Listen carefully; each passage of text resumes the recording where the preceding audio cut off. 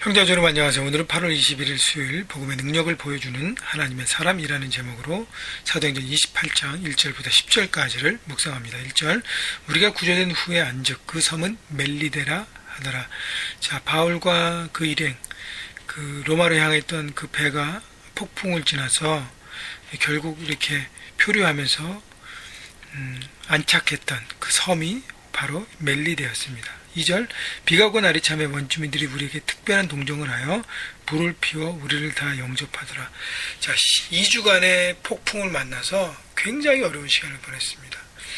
생사를 오고 가는 거의 그 어둠의 시간, 죽음의 시간, 정말 지옥 같은 시간들을 보내면서 그들이 정말 생명의 위협을 느끼고 다 기진맥진했어요. 그래서 2주에 결국 바울의 권면등에서 조금 먹고 힘을 얻고 그 다음에 이렇게 수영과 겨우 배가 침몰했기 때문에 결국 수영할 수 있는 사람 판자를 통해서 겨우겨우 이제 섬에 도착합니다. 근데 그 섬에도 비가 오고 날이 찼습니다. 자, 원주민들이 바울과 그 일행에게 어떻게 해요? 특별한 동정을 하여 불을 피워 우리를 다 영접하더라. 특별한 동정이라는 건 영어 성경에 보니까 unusual kindness라고 얘기하는데, 보통 그 섬에 있는 원주민들이 낯선 사람들이 올 때 어떻게 하죠? 경계합니다. 경계하고 그들을 붙잡고 그들을 이용하고 사용하고 자기들이 편한 쪽으로 이렇게 합니다. 근데 오히려 이 섬에 있는 사람들은 어떻게 해요? 그들을 도와줍니다. 바울과 그 사람들 도와줍니다. 여러분, 그 바울과 일행들이 로마 군사들이나 선장과 선주들이나 다른 죄수들이나 이렇게 2주 동안 제대로 먹지 못하고 비바람에 정말 피골이 상접해서 겨우 목숨만 건졌는데 그 모습이 얼마나 초라했을까요? 하나님은 그 모습을 통해서 섬 사람들에게 바울과 바울의 일행 모든 사람들을 섬기게끔 섭리하셨다고 저는 믿습니다. 그래서 특별한 동정을, 예상치 못한 동정을 받은 것입니다. 3절 바울이 나무 한 묶음을 거두어 불에 넣으니, 자, 불을 피웠을 때 바울도 가만히 있지 않고 나무를 가져다가 그 다음에 불에 넣습니다. 열심히 일하고 돕고 섬기는 것, 그것이 바울의 또 장점이라고 생각해요. 뜨거움으로 말미암아 독사가 나와 그 손을 물고 있는지라. 276명이 함께 바울과 함께 섬으로 구원을 받고 생명을 건지고 났는데, 그래서 섬 사람들의 특별한 동정을 받고 도움을 받고 따뜻하게 몸을 녹이고 있습니다. 그런데 해필 그 나무 사이에 있던 독사가 불에 넣어서 뜨거워지니까 나와서 가장 가까이 있던 바울의 손을 덥석 뭅니다. 여러분, 우리가 생각할 때 인생이 참 어려워서 겨우 그걸 통과하고 났는데 또 다른 더 어려움이 왔을 때 우리는 너무 좌절하게 됩니다. 바울 안에도 2주 동안 그렇게 배 안에서 고생하고 나와서 이제 섬에 와서 좀 한숨 쉬는데 또 손이 독사에 물려요. 모든 사람이 죽었다고 생각합니다. 4절 원주민들이 이 짐승이 그 손에 매달려 있음을 보고 서로 말하되 진실로 이 사람은 살인자로다. 바다에서는 구조를 받았으나 공의가 그를 살지 못하게 함이라 하더니. 그러니까 원주민들은 이 독사에 무는 것을 보면서 그걸 영적으로 해석하는 것이죠. 이 사람은 결국 정의롭지 못하기 때문에, 불의하기 때문에 정의가 이 독사를 통해서 이 사람을 심판하는구나 라고 생각합니다. 그런데요, 또 하나는 뭐냐면 악한 영이 바울을, 왜냐하면 바울이 가장 영향력이 있으니까 바울을 이렇게 공격할 수 있습니다. 악한 영은 뱀의 모습이잖아요. 공격할 수 있어요. 물을 수 있습니다. 자, 목을 물거나 생명 있는 곳은 물지 않고 손을 물었다는, 물론 독사하기 때문에 문제가 되는 것이죠. 8, 5절 바울이 그 짐승을 불에 떨어버림에 조금도 상함이 없더라. 물렸지만 불에 떨어버렸습니다. 바울은 담대했습니다. 독사가 물었을 때 담대하게 불에 떨어뜨렸습니다. 중요한 것은 하나님께서 이 일을 사용하셔서 바울에게 이 멜리데 섬에 있는 사람들에게 생명의 복음을 나눌 기회를 열게 하는 것입니다. 자, 절망이요, 우리에게 위기가요, 오히려 기회가 되는 것입니다. 그래서 여러분, 삶의 현장에서 우리가 하나님을 정말 믿고 의지하고 나간다면 삶의 현장에 위기가 오고 그 극복인데 또 다른 위기가 왔을 때 그 위기는 또 다른 기회라는 것을 믿으십시오. 하나님이 함께 하시고 우리를 붙드시기 때문에 기회입니다. 그래서 그 기회를 바라보고 믿음의 눈으로 볼 때 그거를 통해서 정말 놀라운 일들이 펼쳐질 것입니다. 6절, 그들은 그가 붙든지 혹은 갑자기 쓰러져 죽을 줄로 기다렸다가 오래 기다려도 그에게 아무 이상이 없음을 보고 돌이켜 생각하여 말하되 그를 신이라 하더라.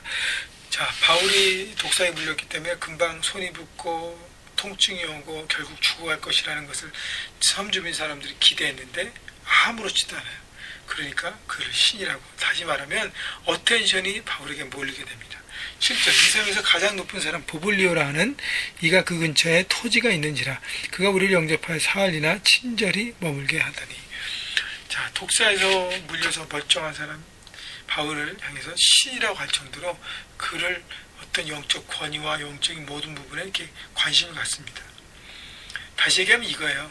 우리가 삶 현장에서 큰 위기가 왔고 큰 절망이 왔는데 하나님의 사람으로 믿음으로 통과하고 그것을 아무렇지 않게 넘어갈 때 사람들이 어텐션하는 것이죠. 아, 저 사람이 뭔가가 있구나. 저렇게 어려울 텐데 뭔가 믿고 바라보는 놀라운 것들이 있다라고 관심을 갖게 되는 것입니다.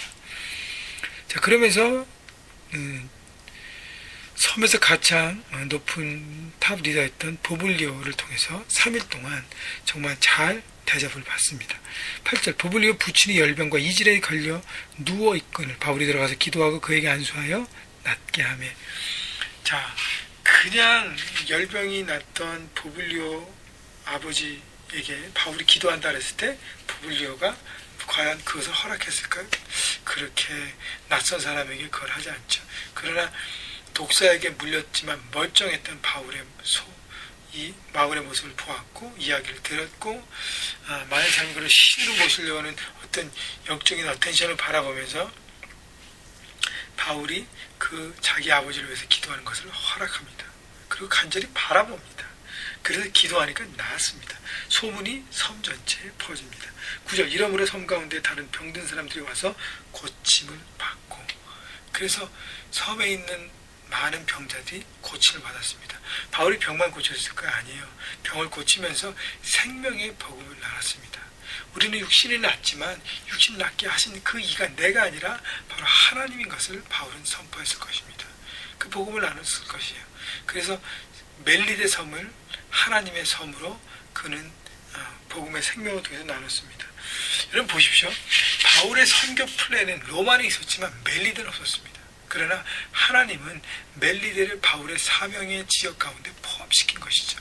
그래서 바울은 몰랐지만 순종하고 나갈 때 어려운 고통을 겪었지만 하나님이 바울을 통해서 멜리데 섬을 새롭게 하십니다. 10절, 후원예로 우리를 대접하고 떠날 때 우리 쓸 것을 배에 실었더라. 여러분, 로마 백부장, 군인, 선장, 선주 거기서 아무 능력을 발휘하지 못했어요. 그러나 하나님의 사람 바울이 하나님의 능력을 바라고 영적으로 그들에게 새로운 길을 제시하면서 많은 사람들에게 섬김을 받습니다. 그리고 떠날 때 우리 쓸 것을 배에 실었다는 것은 바울의 로마 선교를 향한 하나님의 공급하심을 받았다는 것입니다. 또 그래서 본인만 체험받은 게 아니라 여러분 배에서 폭풍 때문에 다 짐을 버렸잖아요. 하나님이 다 채워주셨습니다.